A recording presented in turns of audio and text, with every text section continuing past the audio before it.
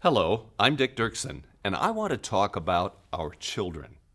As part of my job as storyteller for Maranatha Volunteers International, I travel to 4 continents where Maranatha is busily building or improving campuses of Seventh-day Adventist schools. The United States, India, Ecuador, Mozambique right now. At each school, I meet incredibly gifted teachers, expectant parents, and successful students, many of whom are now sending their own children to the new school we're building. Wherever there's a Seventh-day Adventist school around the world, the church grows, and the economic status of the families improves. And our students, they become leaders in their communities. However, when I come home and share those success stories with friends in the United States, I often see frowns and hear this question. Well, that may be true in the rest of the world, Dick, but here in North America, aren't our children better off in the public schools? Folks give me 4 reasons for that belief. Number 1, public schools are bigger. Number 2, public schools are better academically. Number 3, they're cheaper. And number 4, aren't they more respected than Seventh-day Adventist schools? Those are reasons many of us have heard and used for years. To find out the facts, La Sierra University, my alma mater, with the cooperation of the North American Division Office of Education, is leading a research project that is studying 35,000 students who attend Seventh-day Adventist schools in the United States, Canada, and Bermuda. 35,000. Those are kids in grades 3 through 9 and grade 11. It's one of the largest research studies on Adventist education and the first large-scale study ever done to measure the academic effectiveness of Adventist schools. The study is called Cognitive Genesis. It's already in its 2nd year. There are 2 purposes to that study. Number 1, to determine how students in Adventist schools are doing academically when compared against national norms. Number 2, to find out what factors could be related to their achievement levels. Now, in order to find out how students in Adventist schools are doing, we wanted to compare our students to national norms. Now, this includes students in public schools, private schools, and parochial schools, and all of that on nationally recognized achievement tests. That way we can determine whether students in Adventist schools score higher or lower than the national norm or national average on those standard achievement tests. Now, as you may know, I'm a photographer and a storyteller, not an expert in academic research. But here's where I get to introduce you to a team of experts, researchers from both La Sierra and Andrews universities who are doing specific analysis of our students' achievement. That study is called Cognitive Genesis. They're treating the data confidentially, adhering to strict ethical standards, and in addition to comparing our kids' achievement against the national norm, the team is also studying 100 other questions you would be asking. How achievement relates to other factors like the size of classes, how much teacher contact there is, what about parental involvement, what about students working together or working individually, what about the spiritual environment, and many, many more. Here's what they've discovered so far. First, students in Adventist schools score higher than the national average. Number 2, students in Seventh-day Adventist schools achieve above their personal predicted achievement at every ability level, regardless of the size of the school, regardless of the number of students in the classroom. Let me try that another way. Here's what Cognitive Genesis demonstrates. Students in Seventh-day Adventist schools score above the national average in reading. Now remember, the national average or the national norm, that includes students in public, private, and parochial schools, all of whom took the same standardized tests.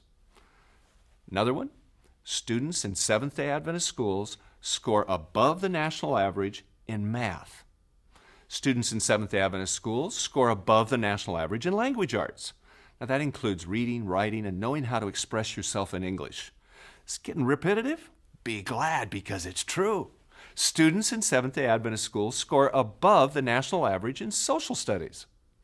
Students in Seventh-day Adventist schools score above the national average in science. And students in Seventh-day Adventist schools score above the national average in sources of information.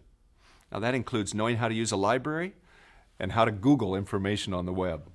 But wait, there's more. the results are the same for small schools and small classes. The results are the same for large schools and large classes. Ah, but you say, my child is different, unique. It's probably true. But since you want the very best academic experience for your child, here's the point that will really excite you. According to the standardized tests, students in Seventh-day Adventist schools achieve above their personal predicted achievement at every ability level. And there's still more. When children go to a Seventh-day Adventist school, they are academically successful, even beyond what their ability predicts. Add this cognitive genesis information to what we have already learned from the previous value genesis studies, and you quickly see that students who attend Adventist church schools are more likely to have a positive spiritual experience. They'll develop social skills that will help them succeed and lead both in their church and community. Now, when I ask people, why do you send your children to an Adventist school? They usually give me one or more of these three reasons. I send my kids to an Adventist school because I want my kids to grow up as dedicated Seventh-day Adventists. And so I want my children in an Adventist environment all through their school years, a place where our values and our spiritual commitment are modeled and encouraged, a place where faith and learning are integrated. Another reason? We send our kids to Adventist schools so they will find Seventh-day Adventist spouses. And Adventist schools are certainly the best places in the world to begin looking. The third reason, it always includes academic excellence.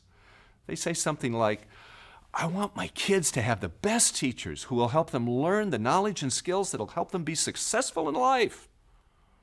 Well, let me stop you for just a minute. I talked to an Adventist teacher this morning. You know what she said? I believe that your child is one of God's kids, and I want to be sure and give your child the very, very best. Bring them closer to what God made them to be. That's one of the biggest reasons to send your children to a Seventh-day Adventist school. Teachers like that who transform kids' lives. Now, the value genesis studies, they confirm the first reason. Cognitive genesis, all the research is providing new affirmation for the reason about academic excellence. Your local Adventist church school may well be the best school in the world for your child. And that leads me to challenge you with 5 action steps. If you're a parent or a grandparent with a school-age child, make sure they're enrolled where they have the very best chance of success. If you're a pastor, make sure every child in your church can attend your Adventist school. The partnership between Adventist churches, Adventist schools, and families is the most powerful evangelism tool you have. If you're a student, say thanks to your teacher. And if you're a teacher, keep up the good work. If you're a member of a church board or a school board, do everything you can do to ensure the continued success of your Adventist school. Dedicate worship time to celebrate the success of your students and teachers. Communicate the cognitive genesis results to your local school and church.